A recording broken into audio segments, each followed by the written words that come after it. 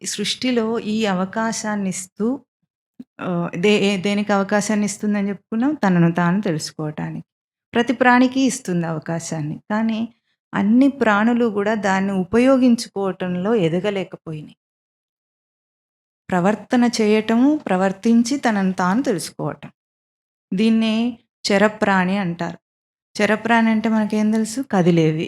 అచెరప్రాణులంటే కదలనివి. అది మామూలు అర్థం.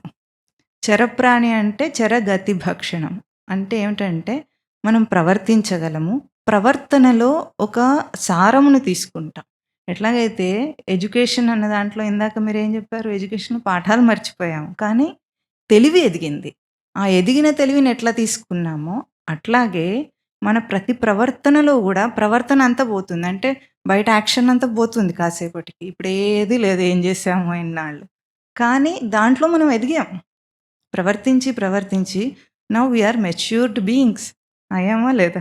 క్రియారూపంలో జరిగిందంతా కరెక్ట్‌గా. కానీ జ్ఞాన రూపంలో కాలేదన్నమాట. అంటే మనకు తెలియదు. ఇంకా తెలుసుకోలేదు. ఏం జరిగిందో కూడా తెలియలేదు.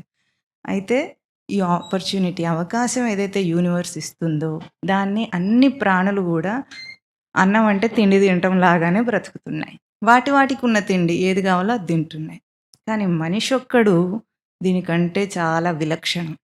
అంటే వేరుగా ఒక తెలివిని ప్రయోగించాడు. అది గూడా మన హిందూ ధర్మంలో, సనాతన సంప్రదాయంలో చాలా గొప్పగా, విశేషంగా దీని నుండి బయటికొచ్చాడు. ఎట్లా బయటికొచ్చాడంటే, ప్రతి ప్రవర్తనలో తాను ఎదగాలి. ఎదగకుండా ఏ ప్రవర్తన చేయకూడదు.